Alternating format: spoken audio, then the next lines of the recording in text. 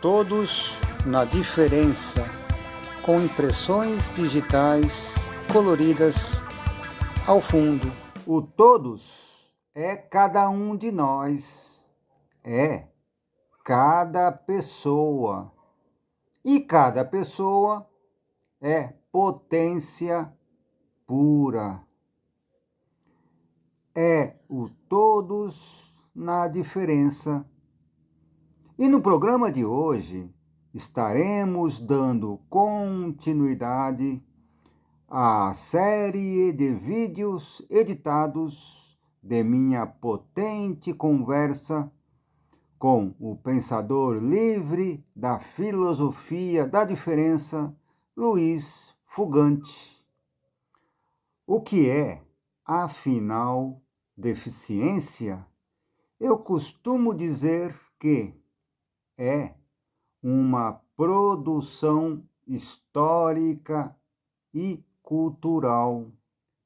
A deficiência só aparece quando alguma pessoa vista como diferente é comparada a um modelo ideal e fictício de sociedade.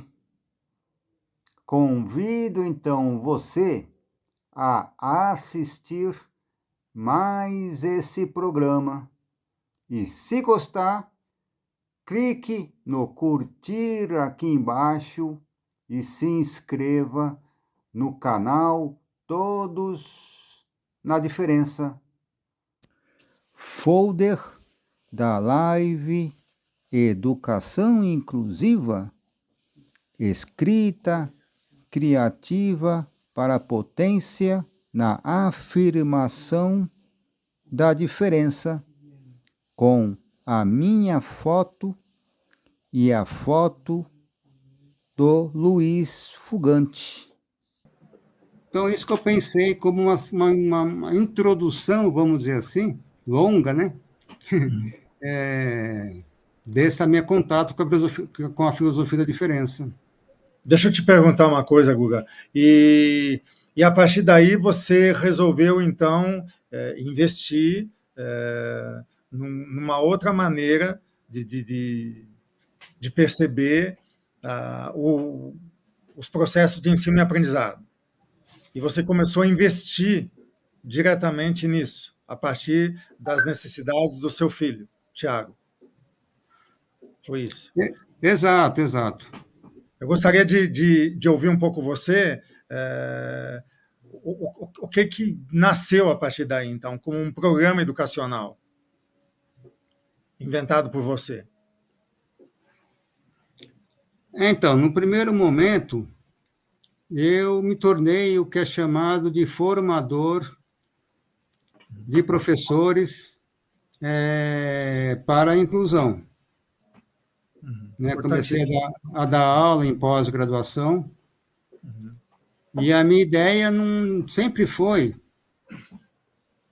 a de não falar sobre o diagnóstico, e sim, sobre como os educadores são afetados quando recebem em sala de aula, uma pessoa vista, seja por qual motivo, como diferente. Necessidades especiais, digamos assim. Aí as nomenclaturas são bem interessantes. Primeiro, o portador de deficiência, né? Então, a pessoa... Portador de deficiência. É incrível, né? Portador de deficiência, veja só. Aí eu costumo dizer... Ela não é portadora de outras qualidades, ela é portadora de deficiência. Não, mas aí eu costumo dizer, que é um karma para a pessoa, que ela vai portar aquela deficiência para o resto da vida dela. Aí até brinco. Agora eu estou portando um copo e agora não estou portando mais esse copo. Ou seja, a pessoa está condenada a portar, no seu corpo algo negativo, para o resto da sua vida. Perfeito. E Dá para elencar esses nomes um pouco? Os vários nomes que foram, historicamente, foram surgindo e desaparecendo ao mesmo tempo, né? E até um certo uso politicamente correto, moralmente correto, de que ponto de vista correto, né? O ponto de vista da inclusão, por exemplo. Enfim, você tem aí um elenco, né, dessa nomenclatura da aparição e da desaparição, né, desses vários nomes? Após até 1988, na Constituição, porque antes da Constituição eram aqueles nomes, né? A síndrome de Down era o mongoloide, né? Porque a fisionomia é muito parecida com o povo mongol, e o povo mongol era visto como um povo atrasado, um povo primitivo. Que coisa. Então, o Landau Down, né? Eu até questiono o nome síndrome de Down, né? Porque o Down vem do Landau Down, que foi o que trouxe essa ideia do mongolismo, de comparar as pessoas com síndrome de Down com o povo mongol, né? E bem depois que um francês, Lejeune, que descobriu que a síndrome de Down era apenas um cromossomo 21 a mais. Aí eu costumo dizer que eu não tenho um cromossomo 21 a mais como filho, eu tenho um filho, com as suas virtudes, com os seus defeitos, com a sua potência, né, e etc, etc.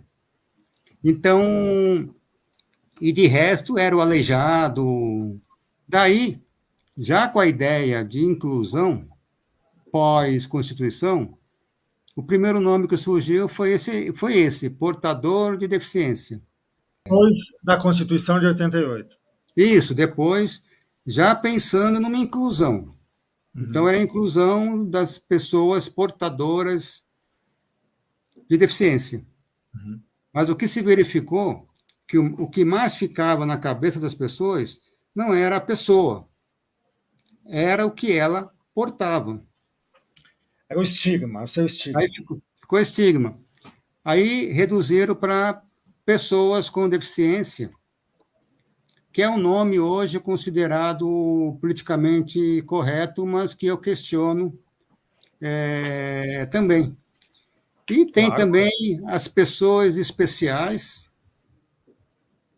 né? Na verdade, começou pessoas com necessidades educativas especiais. E aí, para resumir, né, preguiça das pessoas, ficou pessoas especiais. Eu lembro de uma vez que eu estava com o Tiago no ônibus, e no começo ele tem o direito, vamos dizer assim, de não pagar passagem de ônibus, mas naquela época, né, eu optei por não tirar não exercer esse direito, vamos dizer assim, até para mostrar para ele, né, que ele não é inferior nesse sentido a ponto de precisar, né? Eu tirei esse bilhete depois, até por economia. Sim.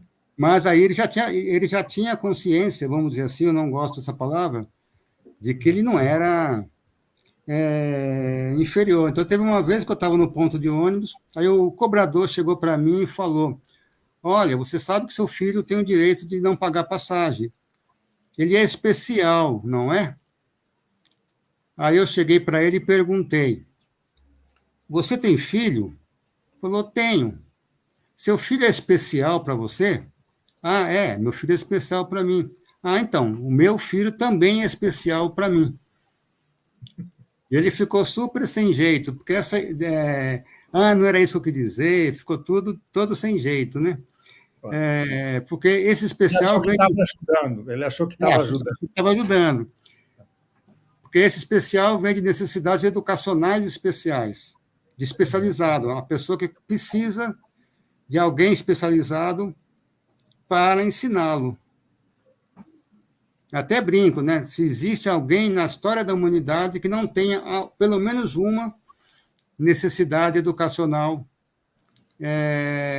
especializada. Então, é um nome horrível, né? Dizer que algumas pessoas têm necessidades especiais e outras não têm necessidades educacionais, né? Só para você ter ideia, Fugante, na minha formação de professores para a inclusão, eu sempre faço a pergunta aparentemente simples, mas que é bastante complexa. Qual é o contrário da palavra deficiência?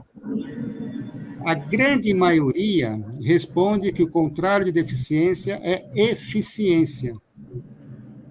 Eu até brinco que se essa pergunta caísse no Enem, a resposta estaria errada, porque o contrário de eficiência é ineficiência. Só para ver como está colado no corpo, no imaginário das pessoas, que deficiência é o contrário de eficiência. Mas isso, Guga, isso revela uma coisa muito interessante da própria máquina social. É como se isso traísse a máquina social, né? E aqui a máquina social aparece onde? Aparece no modo como as pessoas percebem aquilo que seria limitações. Limitações para quê, exatamente? Limitações para entrar num campo de funcionamento que atenderia às funções demandadas por essa máquina social. Obviamente, então, a leitura é feita a partir daí. Inclusive, você logo em momentos iniciais, você chegou a dizer que era uma visão platônica, socrático-platônica, né? A visão do modelo e da cópia, e depois você até deslocou para a cópia ou simulacro, né? Mas esse modelo platônico ele serve especialmente para as nossas formações sociais, porque as nossas formações sociais, primeiro elas precisam desqualificar a vida nas suas qualidades inatas, nas qualidades que são próprias já da natureza da vida mesma. A vida como um modo de potência. A vida tem que ser desqualificada de cara. E isso acontece com todos, esse nivelamento. Segundo passo é requalificar. Requalificar a partir do quê? A partir das demandas da sociedade. A partir das demandas da máquina social. Não é exatamente da sociedade, é da máquina social. Então, você vai ser formado para atender, né, o que é esperado de alguém que virou função dessa máquina. Ou seja, a nossa vida ela vale como função, né? Então, é a partir daí que se criam, né, critérios de julgamento, de enquadramento, de avaliação. Então, a questão da eficiência, né, se contrapõe não só a ineficiência, mas a deficiência, né? Porque tem um que é não eficiente e outro que não pode ser eficiente, né? Um que não é eficiente por vários motivos, ou porque é vagabundo, ou porque é criminoso, ou porque é perverso, ou porque, né, tem 1000 desvios perversos, né?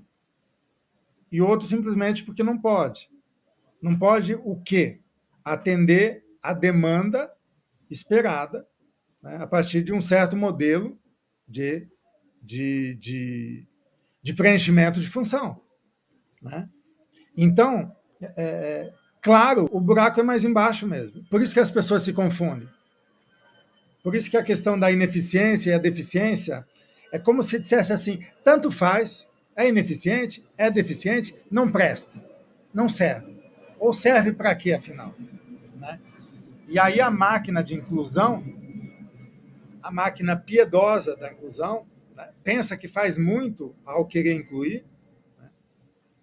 Ela vem simplesmente dizer o seguinte, olha, a gente reconhece as tuas limitações, mas nós também reconhecemos a necessidade de você ser incluído. E você pode ser incluído em funções menores. Portanto, você será incluído mas em funções menores. É como em tudo, é como a questão das raças, é como a questão dos gêneros, é como a questão das classes, né? A questão da deficiência segue o mesmo padrão. Deficiência e ineficiência a partir do quê? De uma eficiência idealizada e realizada segundo as máquinas de produzir corpos, além das máquinas de produzir mentes, né? E subjetividade. Então, isso de fato opera na prática, né? Eu lembro sempre de Spinoza, que diz assim: ao cego não falta a visão, né? Porque você não define nada, ninguém, alguém ou alguma coisa por aquilo que ela não tem. Você só pode definir uma coisa por aquilo que ela tem. É algo evidente para quem pensa. Você não pode. Então, como é que se define alguém por algo que não tem? Só por comparação. Mas como é possível comparar? Só na medida em que você idealiza, que você cria um modelo. E por que se cria modelo? Essa é uma grande questão. Por que se cria modelo? Se cria modelo, geralmente, porque não se está na plena posse da sua potência. E uma vez que se está separado do que se pode, significa que você não alcançou a perfeição. Significa que tem algo, uma realidade que nos escapa, que é mais perfeita ou até plenamente perfeita, que é a realidade do modelo. Mas, na verdade, a realidade do modelo, e aí sim a gente poderia reverter a questão, vem de uma deficiência, né?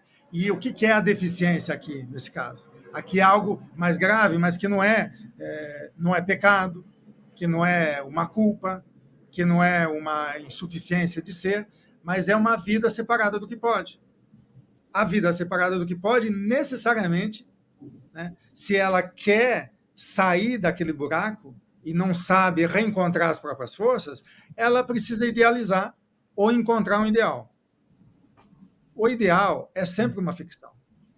Mas sem o ideal, você não consegue julgar. Sem o ideal, você não consegue enquadrar. Por quê? Porque sem o ideal, você não consegue comparar. Então, o ideal de visão. Segundo um ideal de visão, alguém é cego, porque não vê igual os outros videntes. Mas tem várias outras maneiras de ver, tem várias outras maneiras de sentir, tem várias outras potências e qualidades que se apresentam ali. Quem é aquele ser? Aquele ser é aquilo que pode. Grande Spinoza, homenagem a Spinoza aqui, né? Spinoza que define as coisas por aquilo que elas podem e não por aquilo que elas são, uma suposta qualidade formal, né? A essência não é uma forma, a essência é uma potência, né? Então, óbvio que essa visão está excluída das nossas relações sociais, né? Então, aqui entra um aspecto interessante. Retomar esse aspecto sem pedir bexiga para ninguém, sem pagar pedágio, sem alimentar nenhuma tutela, né? Sem alimentar nenhuma dependência, né? Mostrar a dignidade, não porque, olha, todos somos diferentes e merecemos ser reconhecidos. Merecido nada. Ninguém merece ou desmerece. Esse alguém pode, né? Então, é se relacionar com aquilo que pode, né? E não deixar por menos. Não deixar por menos, assim como você fez com o motorista de ônibus, apesar de ele deveria ter várias limitações ou deficiências, se a gente quisesse falar assim, né, em relação a perceber a presença de uma vida, né, que tem, enfim, as suas dificuldades, né, em relação a certas mobilidades que outros não têm, mas que tem outras potencialidades. Agora, óbvio, por exemplo, para subir num ônibus, alguém que tem alguma deficiência de perna, de braço ou física, como é que essa pessoa vai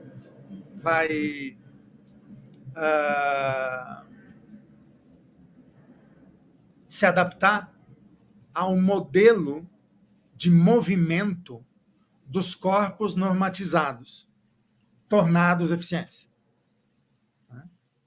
Então, aquilo já é feito para receber quem? Quem opera, né, o funcionamento da máquina. Máquina aqui no sentido mais amplo. Né? Aquilo é feito para isso.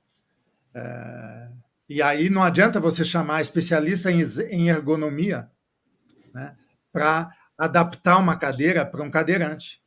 Né? Porque você já fabrica, né, a inadequação. Assim como a indústria de embalagens. Quando eu vejo muitos movimentos, vamos reciclar, eu digo, mas é esquisito esse negócio de reciclar. Mas por que fabrica aquilo que depois vai ter que reciclar? Por que já não inventa um outro tipo de embalagem que não precisa reciclar? Então, é muita hipocrisia. Mas a gente sabe, não adianta a gente se indignar também. Né? A gente sabe que isso aí está operando. Né? Vai seguir acontecendo. Só que a nossa reação deve ser outra que a da piedade. A reação da piedade, ela envolve um cinismo também.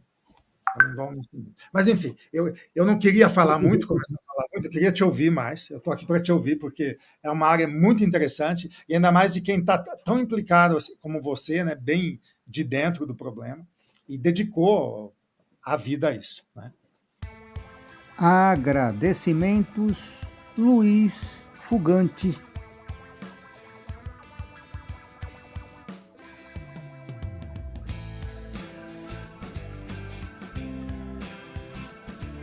Todos na diferença. Idealização Guga Dória. Produção Tramelas, Histórias e Afins.